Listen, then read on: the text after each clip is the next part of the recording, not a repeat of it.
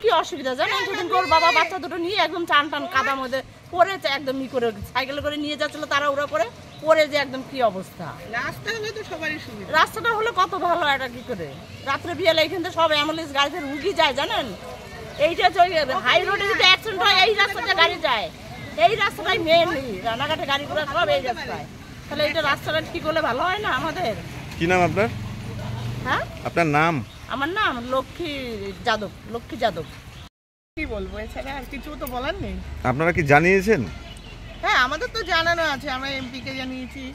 এবার যে এমএলএ এর যে হারা এমএলএ তাকেও জানানো হয়েছে, তাকেও বলা হয়েছে, আমাদের প্রতিনিধিদেরও বলা হয়েছে। এবার দেখা যাক তারা কি আশ্বাস দিচ্ছেন? বলছে হবে, পুজোর আগে হবে। পুজোর আগে হবে? দেখা যাক এখন কতদিন কি হয়। ততদিনে কি মানুষজনের হ্যাঁ, কি বলবো মানুষজনের, আমরা আর কি বলবো। আপনাদের সমস্যা হচ্ছে না? হ্যাঁ, অবশ্যই সমস্যা তো সবার, শুধু আমার নাকি সবার। দাদা এটা হসপিটাল, এই রাস্তাটা মেন আমাদের সবারই সমস্যা, আমাদের সমস্যা একা। কি নাম আপনার? কাকুলি মজুমদার।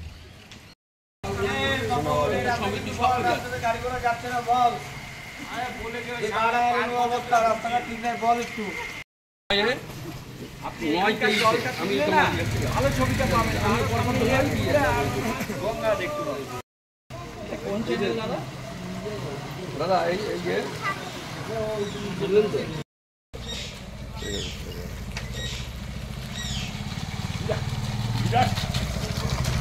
স্থানীয় বাসিন্দা হিসেবে একটাই কথা বলার, এখানে কোনো রাজনীতি নয়।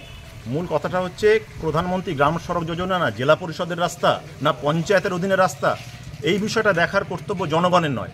মানুষ চাইছে যেন তেন প্রকারের রাস্তা সংস্কার হোক। দীর্ঘদিন ধরে যে অবহেলা, এই যে পরিস্থিতি তৈরি হয়েছে, এখান থেকে গোপালপুরের সমস্ত মানুষ তথা পায়রাডাঙ্গার সমস্ত মানুষ যাতে অবিলম্বে মুক্ত হতে পারে, সেটার জন্য আমি অবিলম্বে ব্যবস্থা নেওয়ার অনুরোধ করছি উচ্চতর কর্তৃপক্ষের কাছে। কিন্তু এই খবরটা দেখার পরে যদি কোনো উচ্চতর কর্তৃপক্ষের নজরে যায়, তার থেকে অনুরোধ করব অবিলম্বে দেরি না করে যাতে সংস্কার করা হয়। এটা জেলা পরিষদের রাস্তা না এটা এমএলএর রাস্তা না এমপির রাস্তা, এই বিষয়ে মানুষের এত জানার কোনো কথা নয়, মানুষ জানেও না। মানুষ সুস্থ স্বাভাবিক একটা পরিবেশ চায়, মানুষ সুস্থ জনকল্যাণমূলক কাজগুলো চায়, সেগুলো যাতে সুস্থভাবে হয় সেইটাই আমি কামনা করি। আপনার নাম? সঞ্জয় সূত্রধর। দেখুন, এই রাস্তাটার বেহাল দশা কিন্তু অনেক দিন যাবত। হ্যাঁ, তো এই রাস্তাটা নিয়ে, এটা যেহেতু রানাঘাট মানে আমাদের মেন আর কি, রানাঘাট আমাদের শহর, তো সেখানে যোগাযোগের একটা মেন জায়গা কিন্তু রাস্তার কিন্তু এটা তো প্রচুর মানুষ যাতায়াত করে। সেই সুবাদে বলতে গেলে হচ্ছে বলবো যে হচ্ছে ভীষণ মানুষের বেহাল অবস্থা। পঞ্চায়েতেও এলাকার সদস্য সহ পঞ্চায়েতেও সমস্ত মানুষ আমার কাছে অনেক চিঠি করে যে দিদি এই রাস্তাটার ব্যবস্থা একটু করুন। তো সেই ক্ষেত্রে গিয়ে বলবো যে আমরা এই জন্য আমাদের এমপি সাহেবের কাছে আমরা চিঠি পাঠিয়েছিলাম। তো উনি আমাদেরকে আশ্বস্ত করেছিলেন, কিন্তু শেষ পর্যন্ত কিন্তু উনি সেটা আমাদেরকে মানে রাস্তাটা করার জন্য যা ব্যবস্থা করার আমরা পঞ্চায়েত থেকে বারংবার কিন্তু আমি যা যা প্রসিডিওর করার আমার ইঞ্জিনিয়ারকে মাধ্যমে দিয়ে আমি কিন্তু সেটা করেছিলাম, মানে টেন্ডার প্রসেস যেটা বলে আর কি করেছিলাম, কিন্তু শেষ পর্যন্ত আমাদেরকে এমপি এ ব্যাপারে সাহায্য করেননি।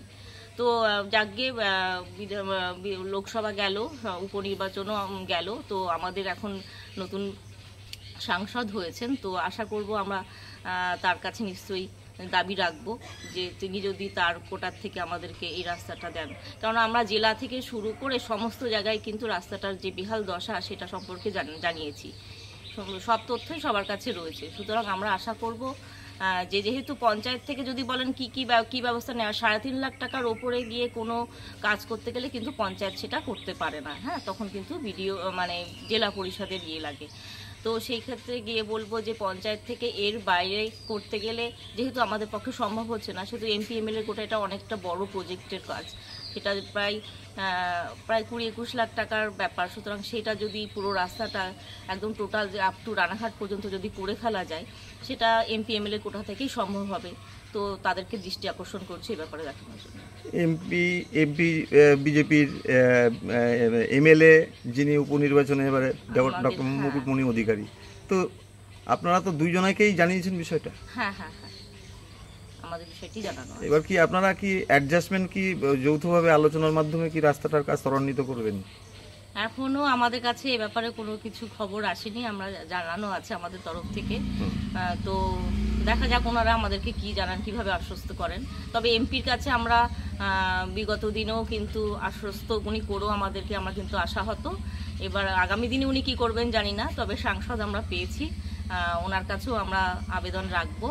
আশা করি উনি আমাদেরকে নিশ্চয়ই আমাদের মানে অবস্থাটা বিধায়ক বোঝার যিনি চেষ্টা আছেন, করবেন। হ্যাঁ বিধায়ক যিনি আছেন। একদম। আচ্ছা, আপনার নাম আর ডেজিগনেশন?